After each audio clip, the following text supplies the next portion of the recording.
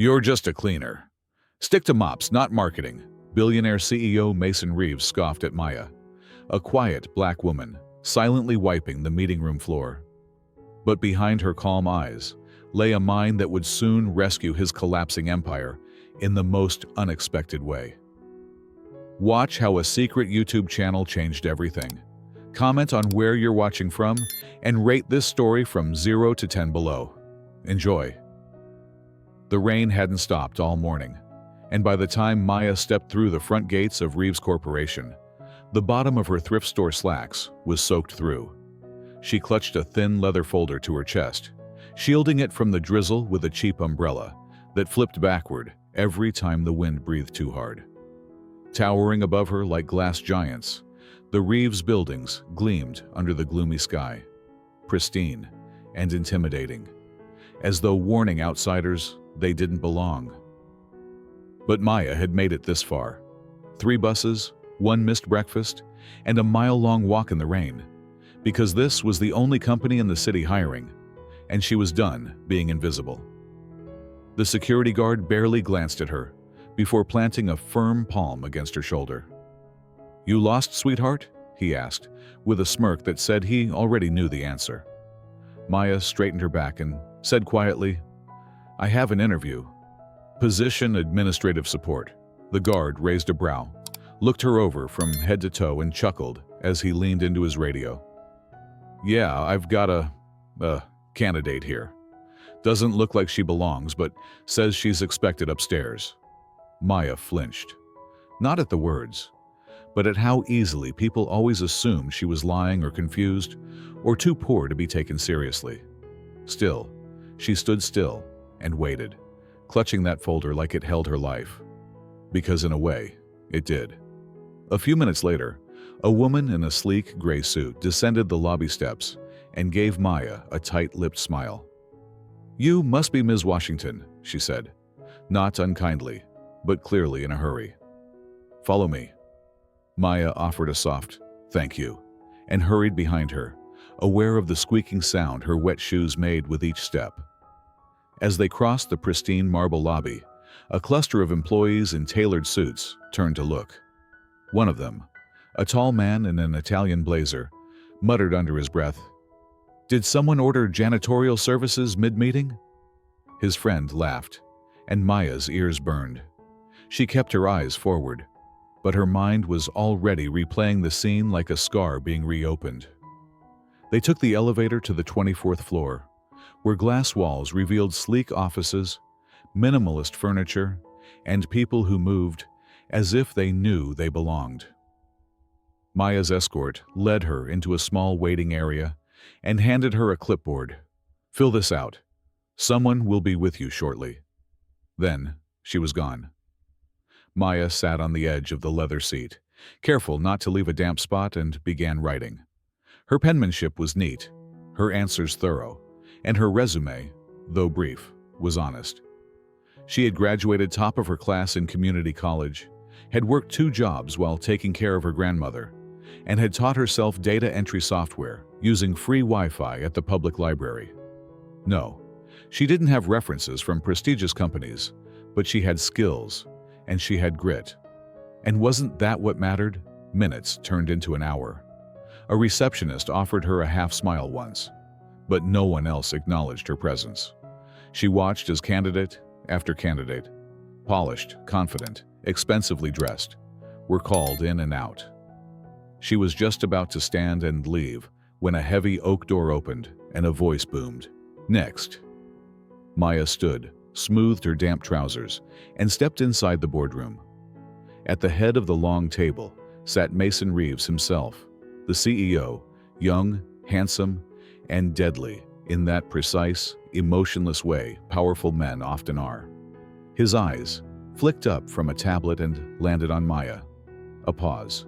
Then he leaned back in his chair and scoffed, "You're just a cleaner. Stick to mops, not marketing." The room fell silent, except for the quiet shuffle of executives pretending not to react. Maya felt her throat tighten, but she didn't look away. She simply replied, "I'm here to apply, sir." Mason raised a brow, then glanced at the HR manager beside him. "Is this a joke?" he muttered, not bothering to lower his voice. The manager cleared her throat. "She's on the schedule. Background checks passed." There was another beat of silence, and then Mason stood. "I don't have time for charity interviews. Put her in the temp pool or something, cleaning, mailroom, whatever." He left the room with his assistant close behind, already scrolling through emails. Maya stood frozen for a moment, her knuckles white around the folder. The HR manager gave her a look that might have held sympathy or shame. It was hard to tell. "We'll be in touch," she said, almost whispering. Back in the lobby, Maya walked past the same men who had mocked her earlier. They didn't speak this time, though one of them made a dramatic sniffing sound and turned away, smirking. Outside, the rain had stopped, but the clouds hung low, casting long shadows over the city.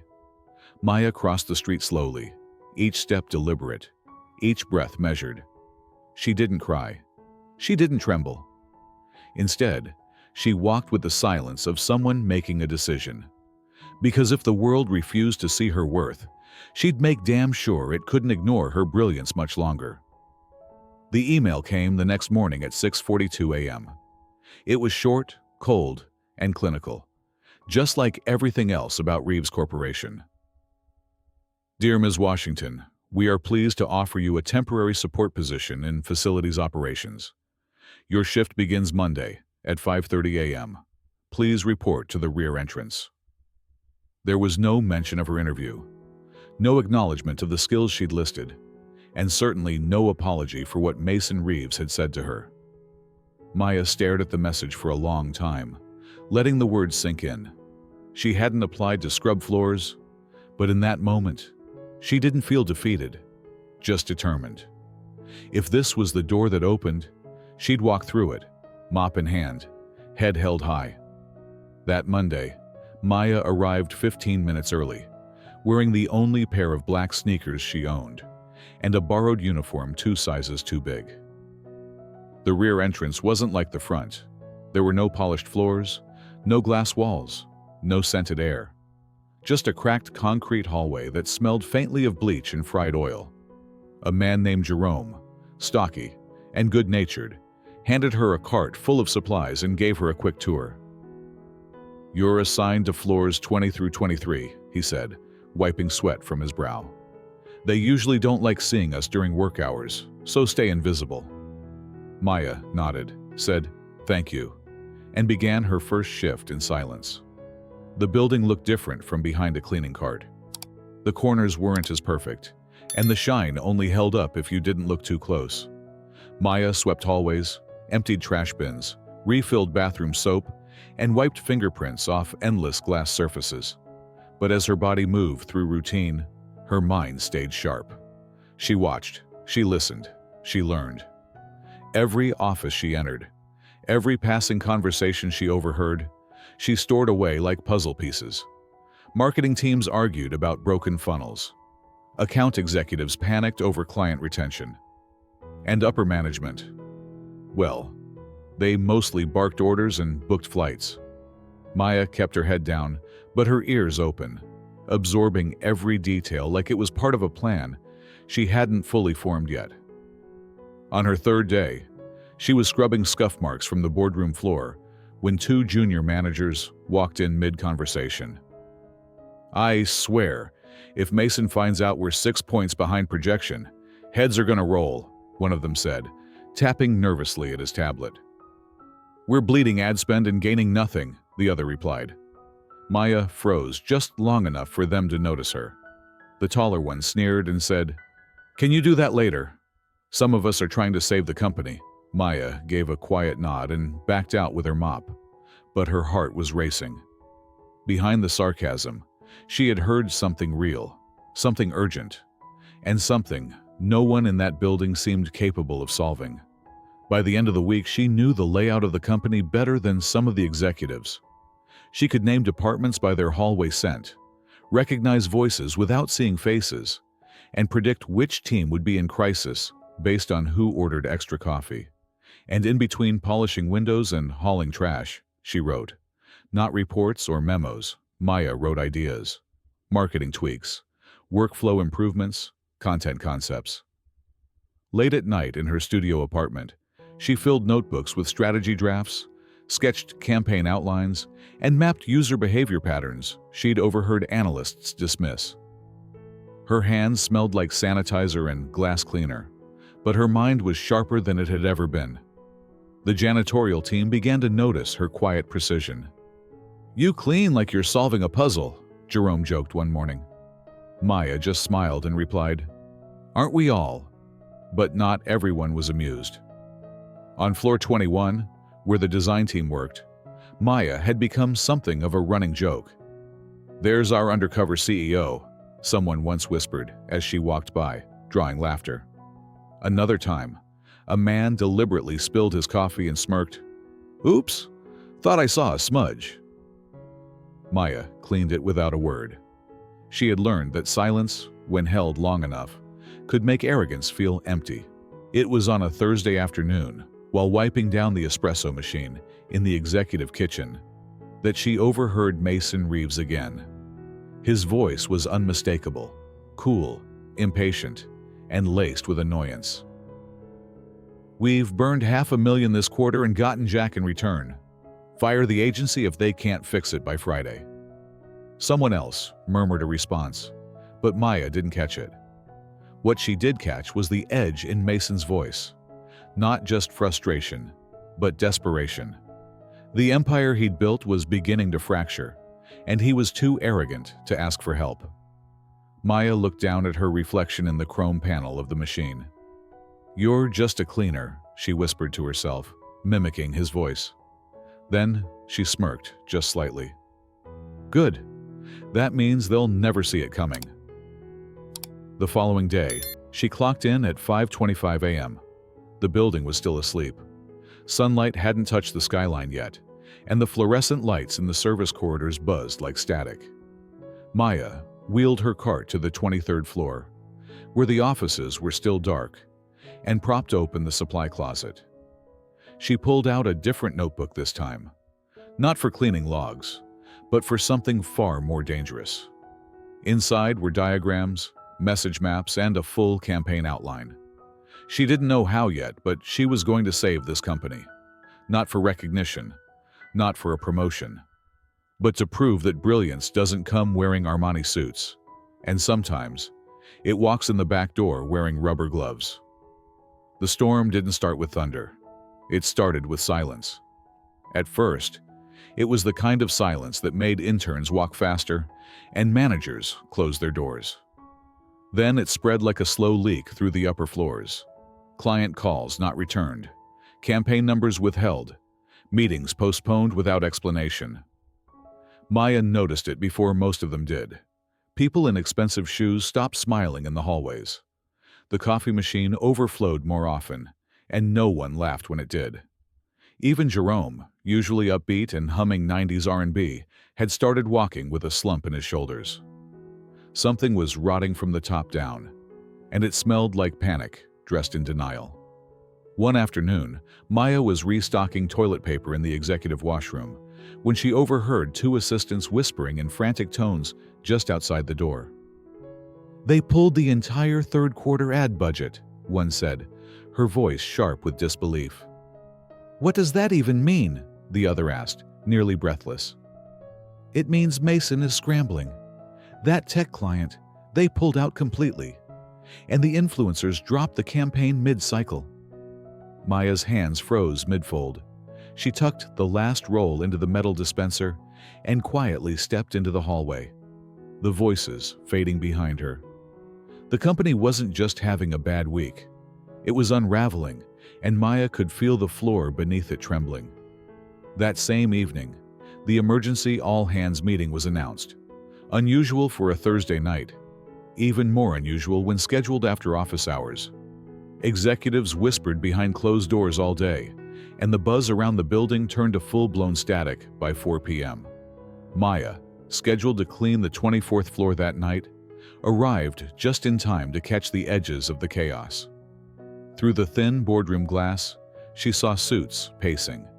Mason at the head of the table, His tie loosened, and his forehead pinched with tension.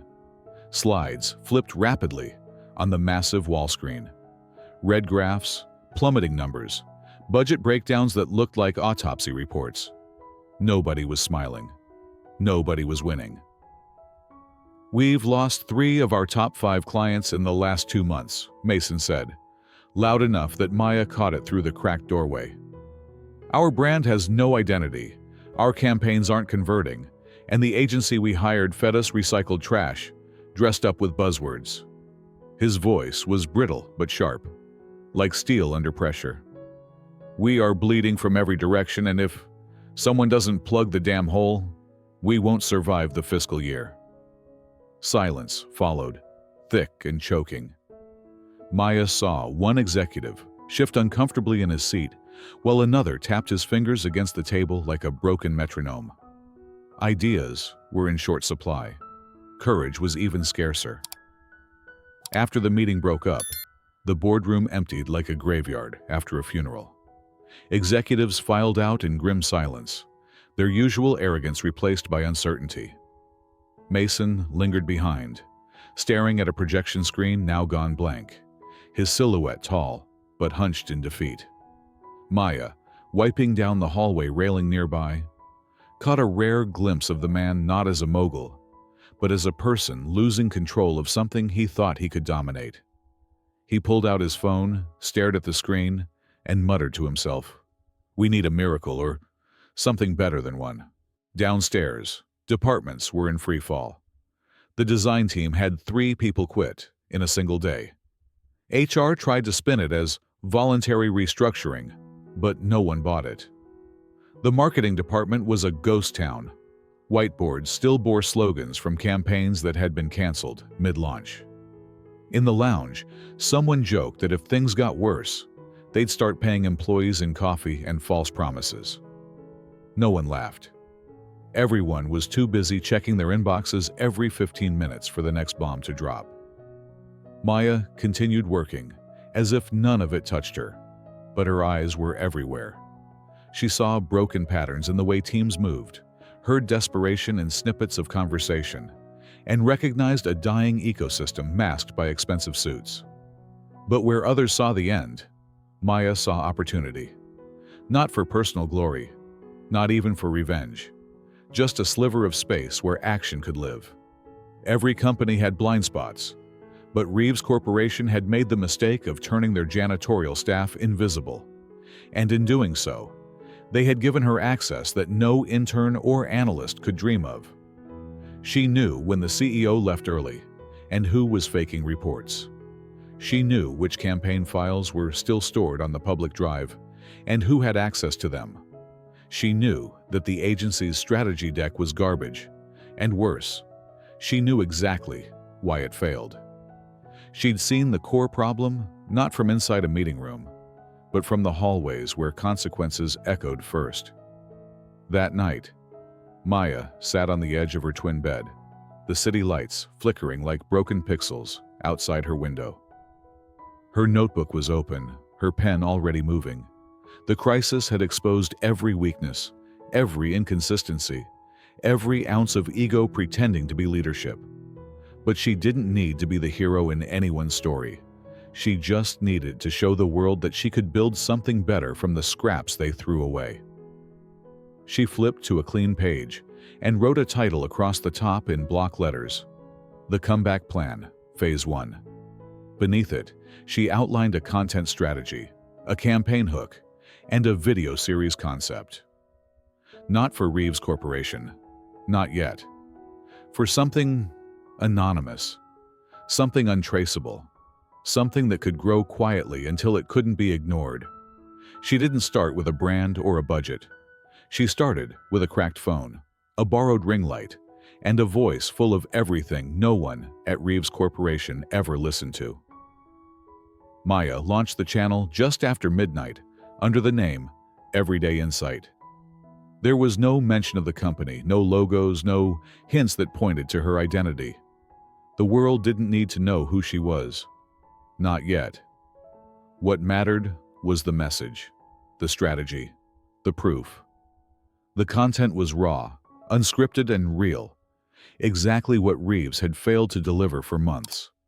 In her first video, shot from the corner of her bedroom, she spoke directly to the camera, her tone steady and warm.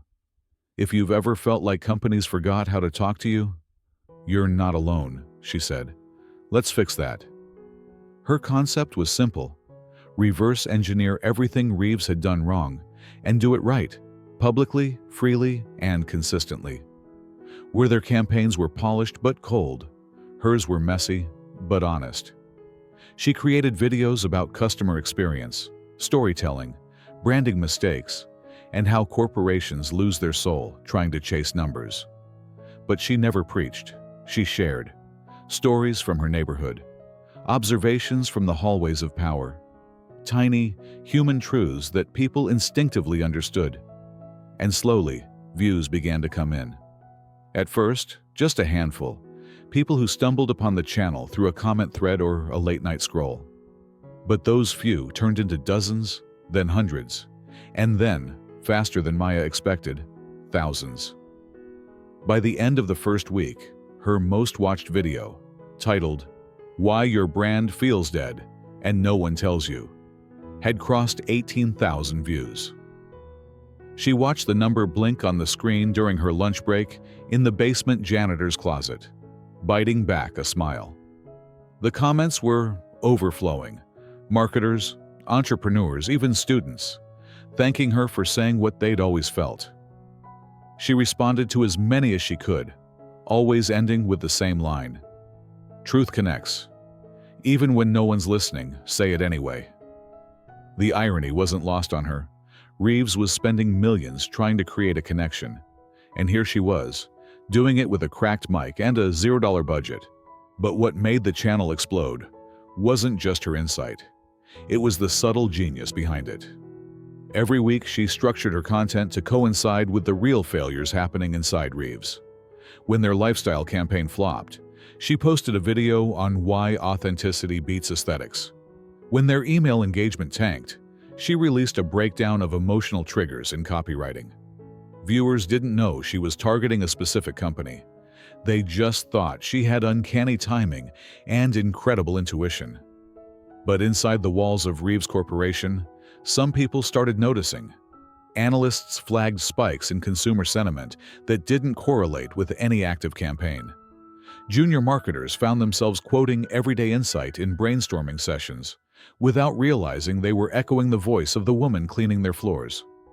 Maya kept her cover airtight. She recorded at night, scheduled uploads during her lunch break, and edited clips while riding the bus home. She spoke with clarity, but never with ego, aware that the second her face became recognizable, the game would shift. She wasn't ready for that, not yet. Her goal wasn't fame, it was impact.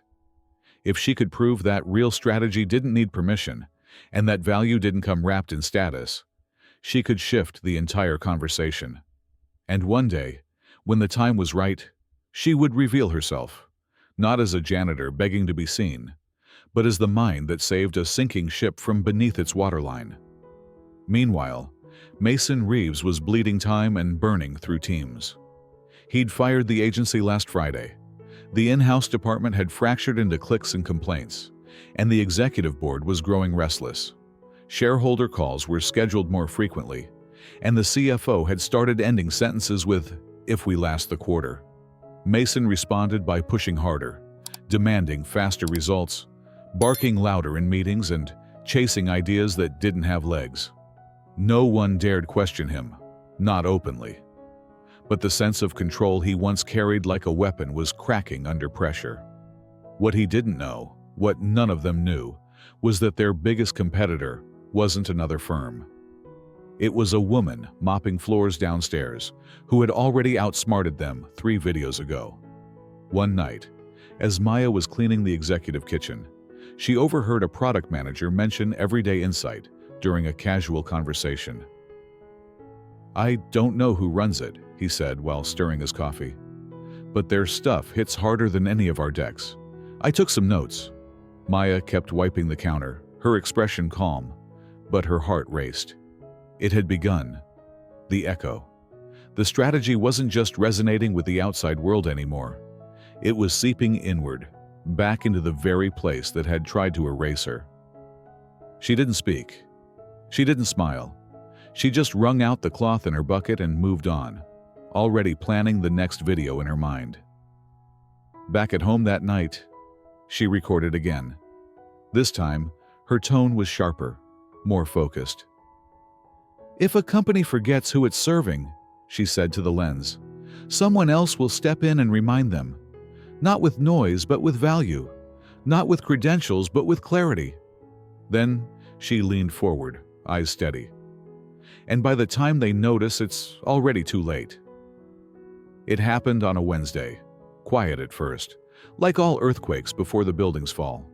Maya uploaded a video titled "Corporate Collapse: Why Empires Fail from the Inside Out." The tone was calm, the delivery exact, but her message sliced through the digital noise like a razor. She didn't name Reeves Corporation, of course. She didn't have to. Anyone working there would recognize the signs. The stale branding, the disconnected leadership, the obsession with metrics, and the complete absence of humanity.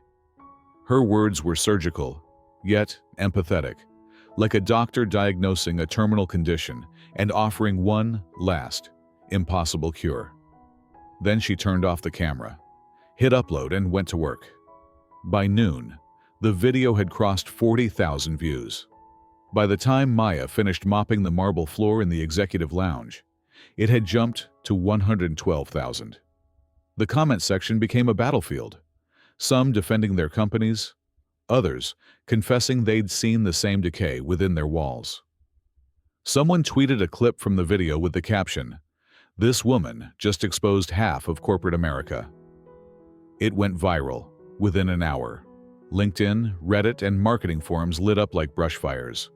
Maya's subscriber count shot past 10,000 by mid-afternoon. By nightfall, she had 27,000. The ripple reached Reeves Corporation faster than she anticipated. She was wiping down the elevator panel when two senior analysts walked in mid-conversation. "That Insight channel, have you seen it?" one asked. "Yeah," the other replied. "Blew up overnight. I swear she's reading our quarterly reports. It's uncanny." Maya kept her face neutral and her eyes on the chrome, watching their distorted reflections blur beside her. She'd expected attention. She hadn't expected fear. And yet, there it was, in their voices, in their pacing, in the way they spoke of her with reverence they didn't even give their CEO. The following day, a marketing director forwarded a link to the executive group chat. Mason Reeves opened it on his phone while pacing the edge of his office, his jaw tight. The video played on mute at first, showing a woman's silhouette speaking calmly from what looked like a small apartment. He turned up the volume just in time to hear her say, "When leadership stops listening to its lowest voices, the cracks begin beneath the carpet, just where they refuse to look." Mason paused the video and stared at the wall for a long moment.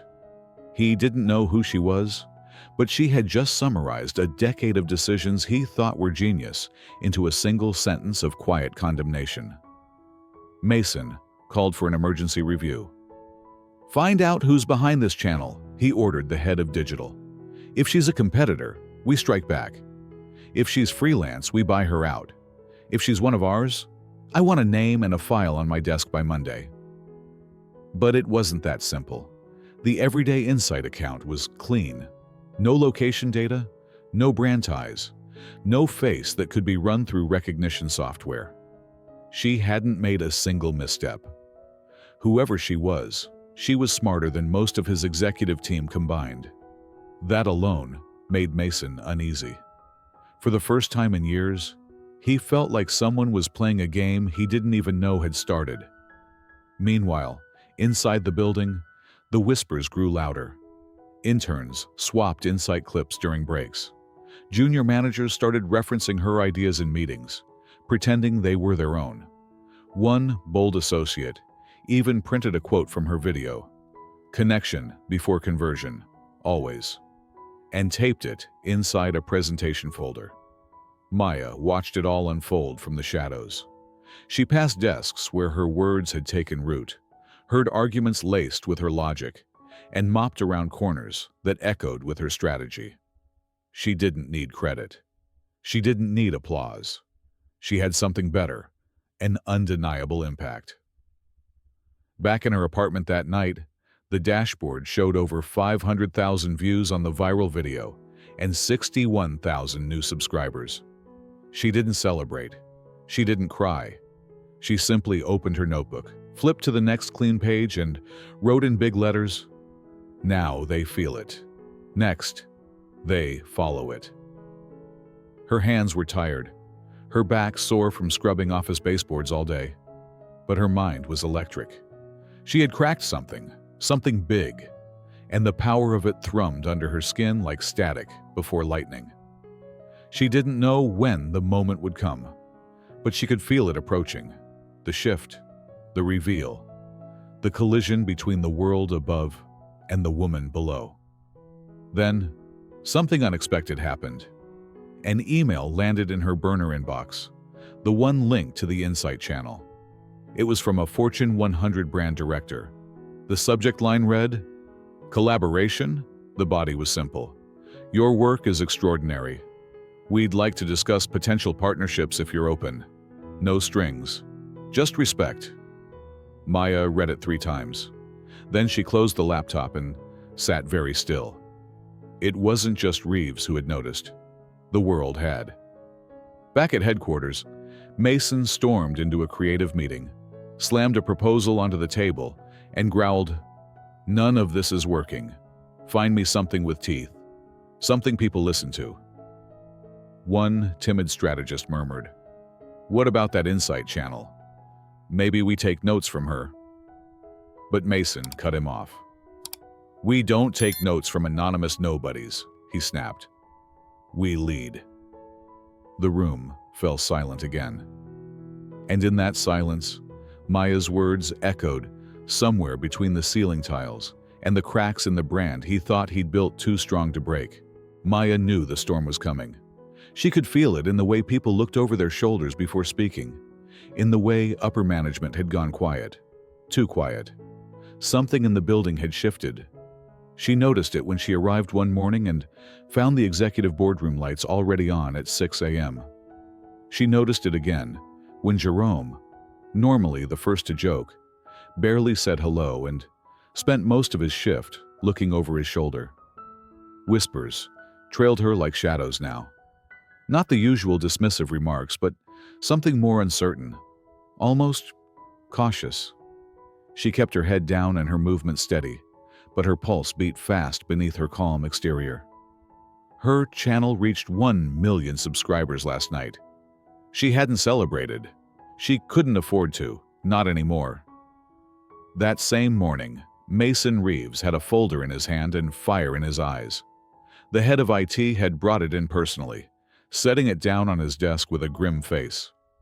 "It's not confirmed," he said, "but the digital signature from her uploads. It matches a device on our internal network. Janitorial access point." Mason raised his eyes slowly, disbelief melting into something sharper. "A janitor," the IT director nodded once, then hesitated. "Maya Washington." Mason leaned back in his chair, stunned into a moment of silence. Then, after a long pause, he whispered, almost in awe, "She's been right under my nose." He didn't call for security. He didn't send an email. Instead, Mason Reeves did something he hadn't done in years. He walked down to the lower levels himself. Not with a crowd, not with an assistant or a board member in tow. Just him, the silence, and the weight of everything he'd ignored. He entered the service hall quietly and stood at the edge of the janitorial lounge, watching her from behind the frosted glass. Maya was refilling spray bottles, humming softly to herself, completely unaware of the empire shifting around her. He knocked once. She turned, surprised, and the hum died in her throat. There was a long pause, long enough for the fluorescent lights to buzz louder than usual.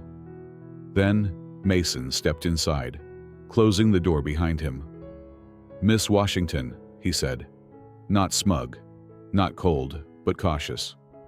"We need to talk." Maya didn't move. Her hands remained on the bottle, her expression unreadable.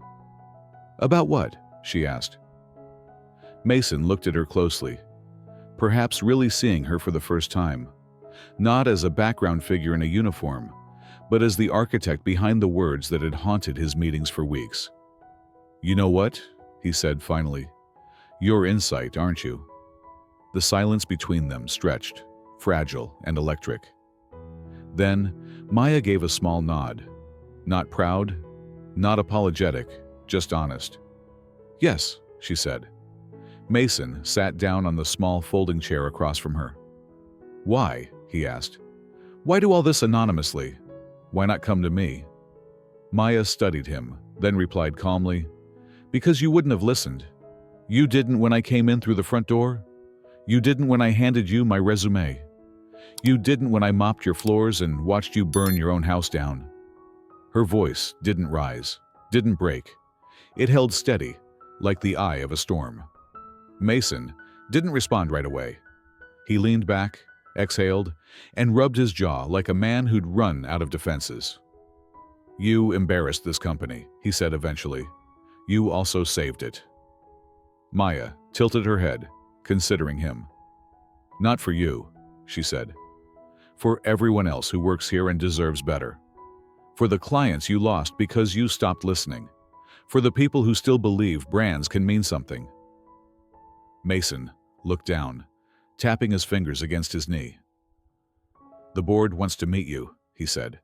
"Some of them want to sue you. Others want to hire you." She didn't flinch. "And you?" Mason looked up, his eyes conflicted. "I don't know yet," he admitted. "I thought I was the smartest person in every room. Turns out the smartest one was pushing a mop outside the door." For a moment, they sat in silence again. Two people on opposite sides of a war neither of them had fully understood until now. Then Mason stood and extended a hand. "Will you come upstairs?" he asked. "Tell them your story. Yourself." Maya looked at the hand for a beat, then took it, not as a gesture of surrender, but as a signal of terms being redrawn. When they entered the boardroom together, conversation stopped. Executives turned, stunned, as Maya walked in beside the man who had once mocked her existence. Some faces showed shock, others recognition, and a few shame. Mason gestured to the head seat and said, "This is Maya Washington. You know her as everyday insight. And whether you like it or not, you've been quoting her ideas for weeks." Maya sat down slowly, placed her hands on the table, and met every gaze without blinking. "No, I'm not a consultant," she began. "I'm not an influencer. I'm not someone with a fancy degree or a title you respect. I'm just someone who listened when no one else did, who saw what was breaking while you were still pretending it wasn't." Her voice remained calm, her tone clear. "And I've got ideas, real ones. Ones that work." She paused, letting the weight of her words settle. "But I didn't come here to ask for a seat. I came to show you what happens when someone builds their table." The room stayed silent, but it was no longer the silence of power. It was the silence of people realizing they had just witnessed the beginning of something they didn't control. Maya folded her hands together and waited. This time, she wasn't invisible. This time, the room listened. The room didn't erupt in applause. No one stood.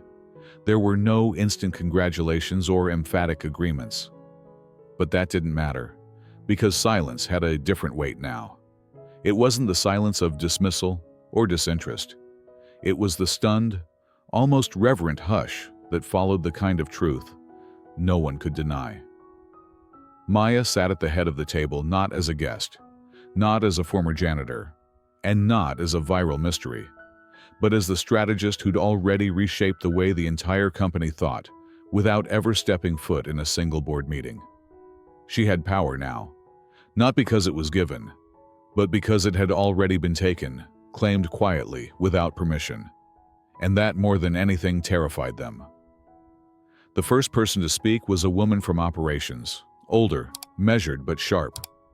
She leaned forward slightly and said, "If you're the one behind that channel, then I've been quoting you in my team meetings for the last 3 weeks." A few others nodded, some awkwardly, some with reluctant admiration. Another exec cleared his throat and muttered, "Well, you've done more for engagement in one video than our last agency did in 6 months." Mason said nothing, but his eyes never left Maya.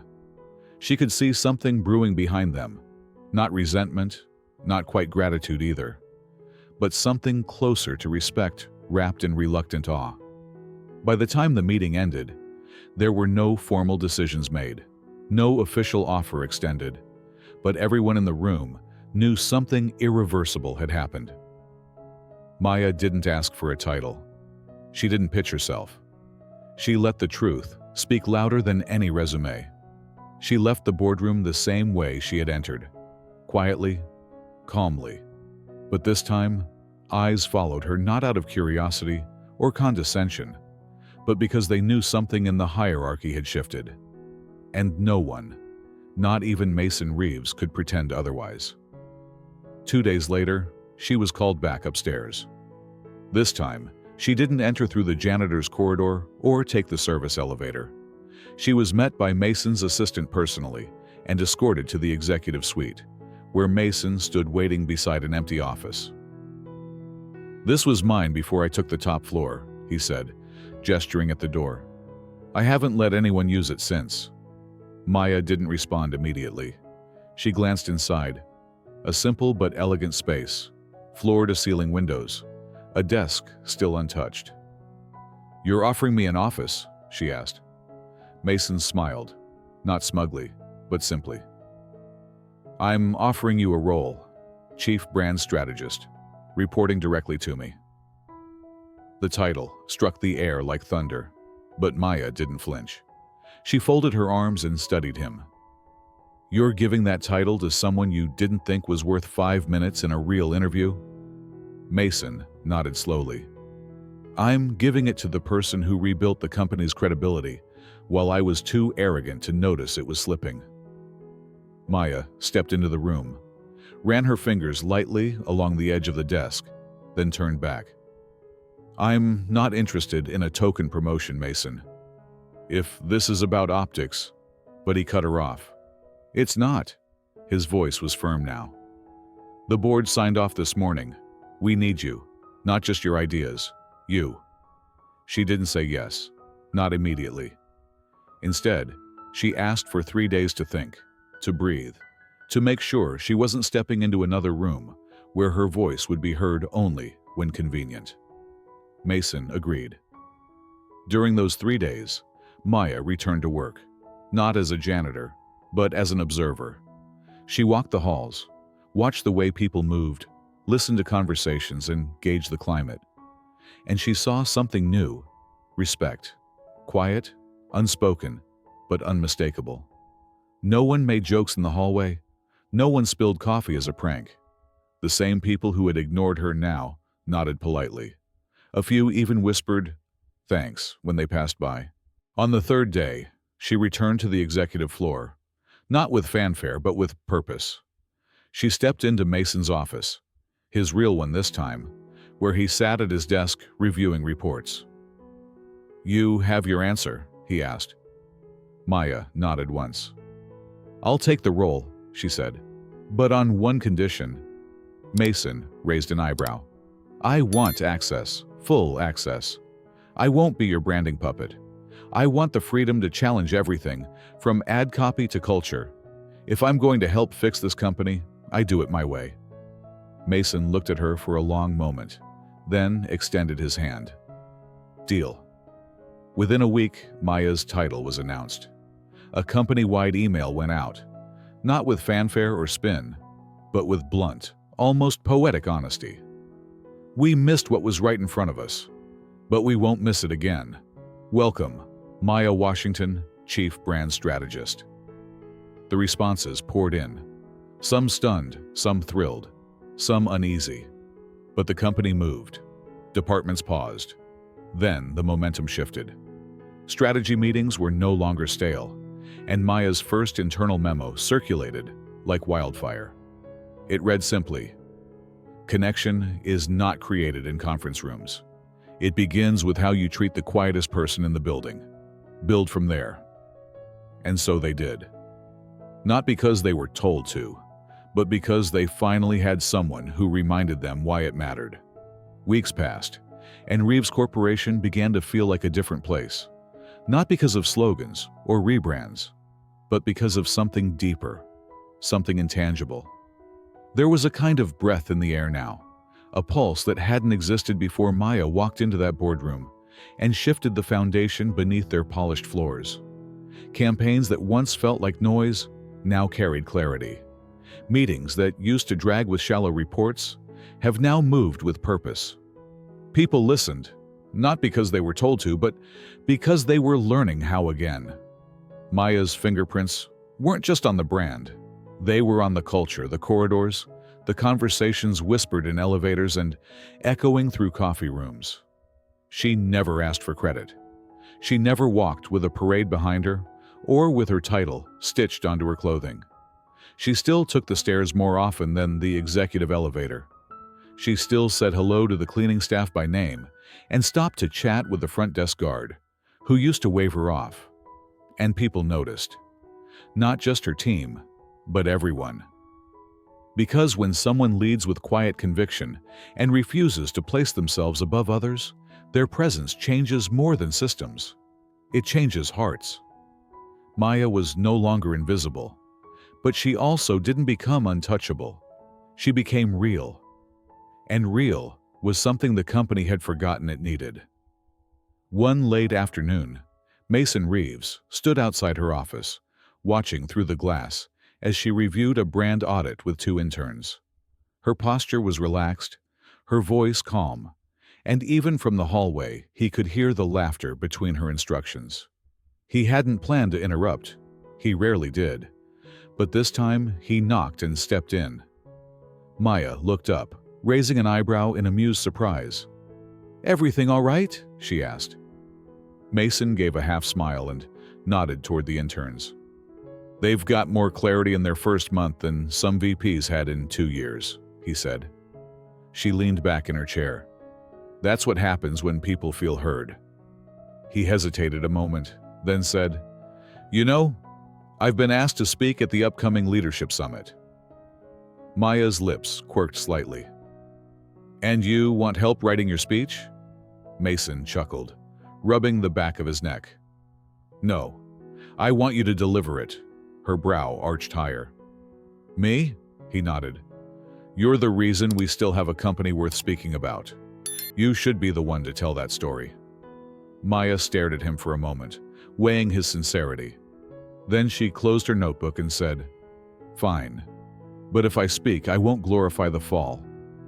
I'll talk about the people we stepped over on the way down, the systems that silenced them, the janitor who wasn't just cleaning floors, but watching everything fall apart." Mason looked her in the eyes and replied, "That's exactly why it has to be you." The summit came a week later. The ballroom was filled with executives, industry leaders, media, most of them expecting another polished speech about growth and innovation. Instead, Maya stepped onto the stage in a simple navy dress. No teleprompter, no flash, just her voice. And when she spoke, the room leaned in. She told them about silence, how dangerous it becomes when it's wrapped in power. She told them about dignity, how it lives in the unnoticed corners of every company, waiting to be seen. She told them the story not of a brand strategist, but of a woman who had to create her table just to be heard. And when she finished, the applause didn't come immediately. There was stillness first, the kind that settles into your chest before your hands remember how to move. Then the sound erupted, not out of formality, but out of something far rarer, reverence.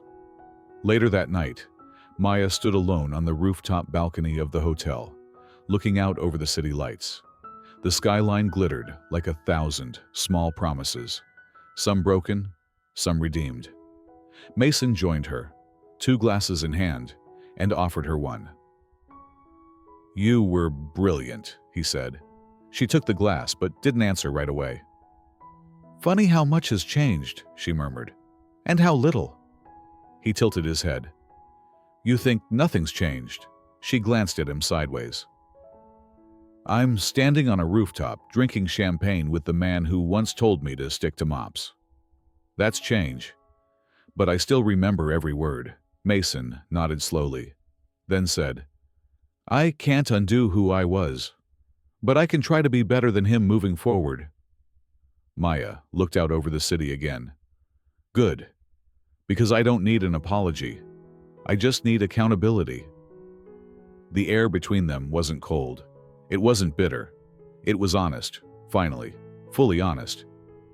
Then, after a beat, Mason said, "There's something else." Maya turned slightly, waiting. What we've built, it's stronger because of you. But I also realized something along the way." She raised an eyebrow. "Oh?" He hesitated, for once uncertain.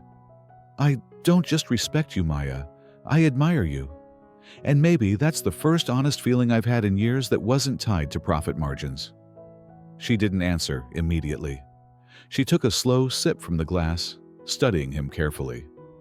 "That sounds dangerously like something personal," she said at last. Mason smiled. "Maybe it is." Maya looked at him. Not the CEO, not the billionaire, but the man who had finally started seeing the world beyond his reflection. "Well," she said, "I suppose every redemption arc deserves a twist ending." They stood in silence then, shoulder to shoulder, watching the city exhale beneath them. The wind lifted softly between them, carrying away the ghosts of everything they used to be. And somewhere, in that quiet space, a story ended, not with a fall, but with a rise so quiet it could only be built on truth. The announcement came most softly, just a simple photo on Maya's profile, a silver band glinting on her left hand, her smile calm, grounded, radiant. The caption read, "Not everything begins perfectly, but some things still deserve to last." For most people, it was a surprise, but not a shock. Over the past year, whispers about Maya and Mason had grown from office speculation to subtle understanding. They had walked into meetings side by side, challenged each other openly, and defended each other quietly. It was never loud, never staged. Just two people who had weathered something none of the others truly understood, and come out standing. But the engagement stirred more than well wishes. The first crack came at a family dinner. Mason's father, eyes cold behind an expensive scotch, raised his glass halfway, then set it down untouched. "You're a Reeves," he said, voice level, almost kind. "You marry legacy. You don't build it from scratch with someone who used to clean your offices." The room fell silent. Mason's mother didn't speak, but the tightness in her jaw said everything. Maya sat straight, her hands folded in her lap, her expression unreadable. She had been insulted before, silently dismissed, overlooked. But this was different. This wasn't business. This was blood. In the car that night, Mason reached over and took her hand. She didn't pull away, but she didn't look at him either. "I told you they'd fight it," he said quietly. "I just didn't think they'd be that cruel." Maya's voice, when it came, was soft. It wasn't surprising, just disappointing. He tightened his grip. "It doesn't change anything." And for the first time, she turned to face him fully. "Doesn't it?" she asked. "You can fire executives who disrespect me. You can cut ties with clients who don't value the truth. But you can't fire your family." But Maya didn't retreat. She didn't give ultimatums. She simply paused everything, the dress, the venue, the invitations, and waited to see if love without protection was worth marrying into. Mason didn't try to change her mind. Instead, he began changing theirs, one by one. Not with shouting or threats, but with truth. He showed them what Maya had built, not just for him, but for the company that carried his family's name. He made them watch the insight videos, read her strategy briefs, and attend her town halls. He didn't ask them to approve of her story. He made them understand why it mattered. Still, resistance lingered. At a gala 3 months before the wedding date, Maya stood alone near the back wall while Mason's aunt spoke loudly to a friend, unaware or uncaring that Maya was within earshot. She's beautiful, yes, but there's a certain look we Reeves women are expected to uphold. Her skin isn't what the photos will want. Maya didn't flinch. She had heard worse said to her face, but the words sliced deeper this time, not because they hurt her pride, but because they threatened to stain something sacred. That night, Maya told Mason she was considering walking away. Not from love, but from the wedding. "I don't want to wear a white dress in a room that sees my skin as a flaw," she said. Mason's eyes didn't waver. "Then we change the room," he replied. "Or we build a new one." He did both. The wedding didn't happen at a cathedral or luxury venue. It was held on the rooftop of the Reeves headquarters, where Maya had once stood mopping floors after hours. The guest list wasn't curated by social status or family name.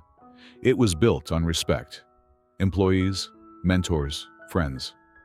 The security guard who first waved her away was now retired, and he walked her down the aisle. Mason's parents were there, but they sat quietly, no longer the center of the story. The center was Maya, her skin glowing against a backdrop of sunset and skyline. Her voice clear as she said, "I do," to a man who had once misjudged her, and had since never stopped fighting to be worthy of her love. They didn't promise perfection.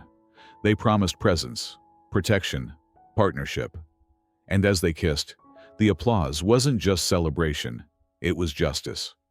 Later that night, as the last guests trickled out and city lights hummed beneath them, Mason wrapped his arms around her waist and whispered, "Still wish you'd walked away." Maya leaned her head against his shoulder, a smile tugging at her lips. "No," she said. "I built this table, I might as well dance on top of it." And under the stars, with her head high and her past behind her, Maya danced, finally, fully, freely. Thank you for staying with us through Maya's incredible journey, a story of courage, dignity, and rising above silence. We'd love to hear what part of her story spoke to you the most, so feel free to share your thoughts in the comments below.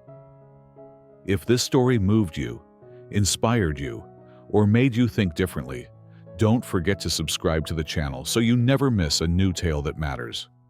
We have many more powerful stories coming your way, and we can't wait to see you in the next one.